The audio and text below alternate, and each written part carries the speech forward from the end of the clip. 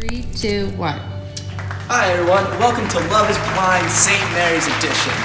This is going to be a really cool special to the show where one of our parishioners is actually going to find their patron saint. But the catch is, they can only have a conversation through this wall. They'll never see the saint that they're talking to until they make their final choice. And throughout these conversations, some thoughtful reflection and of course prayers with our Lord to make the right choice, our parishioners will find their patron saint and have their role model for time to come. I'm your host Andy, but enough about me. Let's meet our first saint. Our first saint this week will be St. Peter. St. Peter was one of the first apostles. He was blessed to be the first pope. Jesus built his church on the rock that was Peter. And a couple things about St. Peter: he likes long walks in the desert, fishing, and of course, taking naps in his garden. So let's meet St. Peter. Hello? Is anyone there? Hello there. How are you? I mean, I'm not gonna lie, I'm kind of nervous about this whole thing. I've been trying to find my patron saint for a while, but it just hasn't really been working out. So I decided to try something a little unconventional, I guess you could say. Yes, I see that these things can be a bit intimidating at first. Why don't we start somewhere basic, somewhere small, so we can get a little comfortable? Just tell me about yourself. I mean, I'm pretty basic. I grew up in Dedham. My home parish is St. Mary's. My favorite TV show is The Parish. Oh, and I love looking up different myths and conspiracy theories on YouTube. It's the best. Interesting. Well, tell me about your favorite myth. I mean, if I had to pick a favorite, which is like really hard to do, I would say probably aliens. I mean, when I was little, I was like 5 years old or something. I was in my room alone and I heard something weird outside, so I looked out the window and I swear to God, I saw a UFO. I mean, aliens are totally real. I watched this one video that said that they helped out with building the pyramids, and it's totally legit. I mean, in Area 51, totally exists. We should actually go right now, probably because the government's kind of like shut down or focused on the corona, so I bet they're not guarding it as well as they usually do. And I mean, I swear, they're hiding something from us.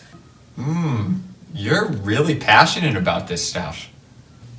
They're watching us. But yeah, I mean, it is kind of interesting, but I'm looking for something more. Maybe something not so panic-inducing. But really, I mean, I've heard of other people having patron saints and things like that. And I think a patron saint, for me, would be a great way to help guide my prayers and lead me on the right path. Yes, that's very interesting. Now, I'm glad you did bring up myths because, you see, some people think the life of Jesus is just another myth. No way. I mean, how could anyone think that was a myth? Well, Jesus was so incredible and he did so many remarkable things. I mean, he was born of a virgin, he cured the sick, he gave sight to the blind, he died for us and rose from the dead on the cross. All of these things are so outrageous and we can't really understand them. And plus, before his time, these would have all been myths. They would have seemed like myths. But thankfully, we have the scriptures and other non-biblical historical texts that show us this isn't a myth. Jesus is real. Well, where do we see Jesus outside of the Bible? And most importantly, I can confirm all this by my experience. Wait, did you know him personally? Yes, Jesus was my teacher and friend. Although I didn't believe right away that he rose from the dead, I was troubled and puzzled because I saw this linen in the tomb away from where he was laid, but I couldn't make sense of it. Wait, why didn't you believe everything that happened? You were literally there. I don't know. I mean, I had all this evidence in front of me, but I just couldn't accept it. After all, it is really hard to believe that someone, a mere man, could rise from the dead. I was just confused and afraid to believe. I forgot to take into account that this was not a mere man. This was God. Well, did anyone believe that it happened at the time? Yes, St. John did. His faith was so strong and pure in our Lord that He saw the empty tomb and he immediately believed. But you eventually believed in the resurrection, right? Of course, now I wouldn't directly refuse Jesus, especially because he revealed his risen self to me. He did this so that I would be able to preach his word with truth and strength and clarity.